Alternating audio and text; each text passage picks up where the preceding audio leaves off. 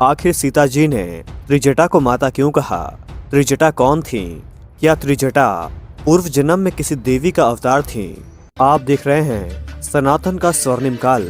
इससे पहले अगर आप चैनल पर नए हैं तो चैनल को सब्सक्राइब अवश्य करें और वीडियो को लाइक भी और बेल आइकन को जरूर ऑन करें ताकि इस चैनल पर आने वाली वीडियो सबसे पहले आपको मिल सके। दोस्तों, रामायण में जब भी राक्षसों की बात की जाती है तब एक ऐसे राक्षस की बात भी आती है जो स्वभाव से काफी विनम्र थी। उनका शरीर भले ही राक्षस का हो लेकिन उनकी प्रवृत्ति और उनका व्यवहार बिल्कुल किसी देवी के जैसा ही था। हम बात कर रहे हैं त्रिजटा की, जिसने माता सीता के हृदय में अपनी एक अलग ही छवि बना ली थी। वो जनक नंदिनी आदि शक्ति स्वरूपा माता सीता, जिन्हें सारा जगत माता कहता है, वो माता सीता भी स्वयं त्रिजटा को अपनी माता कहकर पुकारा करती थी।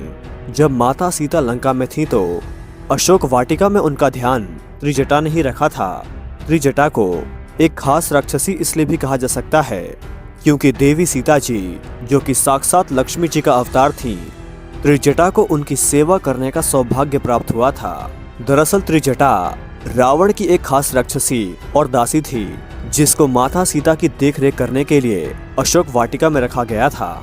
लेकिन क्या आपके मन में ये सवाल कभी उठा है कि आखिर त्रिजटा कौन थी, जिसके बारे में हमें कोई भी जानकारी प्राप्त नहीं है? रामायण में भी उनका बेहद ही कम जिक्र मिलता है। दोस्तों, आज के इस वीडियो में हम जानेंगे कि आखिर त्रिजटा कौन थी, वो किसकी पुत्री थी और आखिर त्रिजटा किस देवी का पूर्व अवतार थी, क्या थी उनके पूर्व जन्म की कहानी। दोस्तों, कहते हैं जब रावण ने माता सीता का अपहरण किया था तो उसके बाद रावण ने माता सीता को अपने महल में नहीं रखा बल्कि अशोक वाटिका में रखा, जहां उसने त्रिजटा को माता सीता के रख रखाव की जिम्मेदारी दी। अपनी सबसे विश्वास पात्र त्रिजटा भले ही एक राक्षसी थी लेकिन वह स्वभाव से एक देवी थी। उन्होंने माता सीता को अपनी पुत्री की तरह रखा, उन्हें कोई भी कष्ट नहीं होने दिया, न ही उन्होंने माता सीता को कोई नुकसान पहुंचाया, जो कि एक राक्षसी थी। उनके पूर्व जन्म की कहानी एक खास कथा हमें सुनने को मिलती है। कहते हैं त्रिजटा एक बेहद खूबसूरत अप्सरा हुआ करती थी और इंद्र की सभा में वह काम करती थी। उनका नाम था सुलेखा। कहते हैं सुलेखा चित्रसेन नामक गंधर्व से प्रेम करती थी और दोनों ही एक साथ इंद्र के दरबार में नृत्य किया करते थे और सभी का मन बहलाया करते थे। एक दिन नृत्य करते करते सुलेखा को यह एहसास हुआ कि वो चित्रसेन से बिछड़ने वाली हैं, इसीलिए वो रोने लगी। तभी सभा में उपस्थित नारद मुनि उनके पास आए और उन्होंने कहा कि सुलेखा, तुम्हें रोने की कोई आवश्यकता नहीं है क्योंकि भविष्य में जो होगा उससे तुम्हारा ही भला होगा। ऐसे में सुलेखा ने चिंतन मन से पूछा, आखिर ऐसा क्या होने वाला है मुनिवर? मेरा दिल बहुत ही अशांत हुआ जा रहा है, मुझे घबराहट हो रही है। तब नारद मुनि ने कहा, भविष्य की बातें वर्तमान में नहीं की जाती, इसलिए तुम चिंता मत करो। इस बात पर सुलेखा के मन की चिंता और ज्यादा बढ़ गई। उनके दिल को उस बात ने झकझोर कर रख दिया। ये सब देखते हुए एक दिन चित्रसेन सुलेखा के साथ इंद्रदेव से आज्ञा लेकर पृथ्वीलोक में घूमने के लिए आए। वहां का वातावरण देखकर सुलेखा बहुत ही प्रसन्न हुई। जैसे ही उसने किसी झरने को देखा, उसके मन में वहां स्नान करने की इच्छा प्रकट हुई। उसने चित्रसेन से कहा और दोनों ही झरने में जाकर साथ में स्नान करने लगे, एक दूसरे पर पानी फेंकने लगे। दोनों नदी में हंसते हंसते मस्ती कर रहे थे और एक दूसरे के ऊपर पानी मार रहे थे। पास में ही एक चट्टान पर बैठे ऋषि दुर्वासा तपस्या कर रहे थे। बार बार पानी की छींटे उन पर पड़ रहे थे और सुलेखा और चित्रसेन इस बात से बिल्कुल अनजान थे। उन्हें तो ये आभास भी नहीं था कि उनके समीप की चट्टान में ऋषि दुर्वासा बैठे हैं। वो खेल खेल में अपने आप में खोए हुए थे। जब दुर्वासा ऋषि से ये सब सहन नहीं हुआ तो उन्होंने अपनी आंखें खोली और सुलेखा से कहा कि तुम यहाँ से चली जाओ, तुम्हारे खेल की वजह से पानी की छींटें मुझ पर पड़ रही हैं, जो मेरी तपस्या में विघ्न डाल रही हैं। लेकिन ऋषि की बात को मानना तो दूर, सुलेखा ने उल्टा उन्हें जवाब दे दिया। ये देखकर ऋषि दुर्वासा को और भी ज्यादा क्रोध आ गया।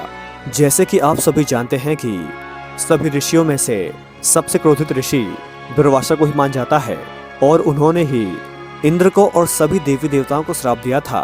वो बेहद ही शक्तिशाली और क्रोधित स्वभाव के ऋषि थे और इस तरह सुलेखा के वापस जवाब देने पर ऋषि दुर्वासा आग बबूला हो गए और उन्होंने सुलेखा को यह श्राप दिया कि तुम जल्द ही अपने इस सुंदर काय यानी शरीर को त्याग दोगी और जिस तरह से तुमने मुझसे बात की है वो एक राक्षस की प्रवृत्ति होती है। इसीलिए तुम अगले जन्म में एक राक्षसी के रूप में जन्म लोगी और राक्षस कुल में पैदा होगी। ये सब सुनने के बाद सुलेखा के पैरों तले जमीन खिसक गई। अचानक ही सुलेखा को नारद मुनि की उन सभी बातों का एहसास होने लगा और वो उसी समय रोते हुए ऋषि दुर्वासा के पैरों में जा गिरी। उसे अपनी गलती का एहसास हो गया था, इसीलिए वह ऋषि के पैरों में गिरकर उनसे क्षमा की भीख मांगने लगी। तब ऋषि का भी मन और मस्तिष्क पसीज गया और उन्होंने कहा कि मैं अपने श्राप को वापस तो नहीं ले सकता, लेकिन तुम्हें यह वरदान दे सकता हूँ कि तुम्हारे उस जन्म में तुम्हें साक्षात भगवान श्री हरि और माता लक्ष्मी के दर्शन होंगे। तुम स्वयं माता लक्ष्मी के अवतार की सेवा करोगी और उसके बाद ही तुम्हें उस राक्षस शरीर से मुक्ति मिल पाएगी। और कहते हैं ठीक ऐसा ही हुआ। माली नाम का एक राक्षस हुआ करता था जिसकी पुत्री का नाम था कंचुकेसी। कहते हैं कंचुकेसी ने हरि कीर्तन करके ऋषि विश्वेश्रवा को पसंद कर लिया था। दोनों ही एक दूसरे को पसंद करने लगे थे और इसके बाद दोनों ने एक दूसरे के साथ विवाह भी किया। फिर कुछ समय बाद कंचुकेसी गर्भवती हुई और उसे एक कन्या की प्राप्ति हुई जिसका नाम था त्रिजटा।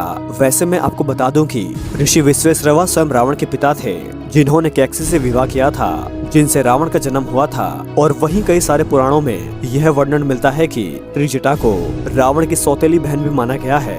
ऋषि दुर्वासा के श्राप और वरदान के कारण उनका अगला जन्म राक्षस कुल में हुआ था और उसे माता सीता की सेवा करने का अवसर प्रदान किया गया। इतना ही नहीं, रावण के वध के बाद जब माता सीता वापस श्री राम से मिलने जा रही थी तो त्रिजटा ने ही माता सीता का श्रृंगार किया था।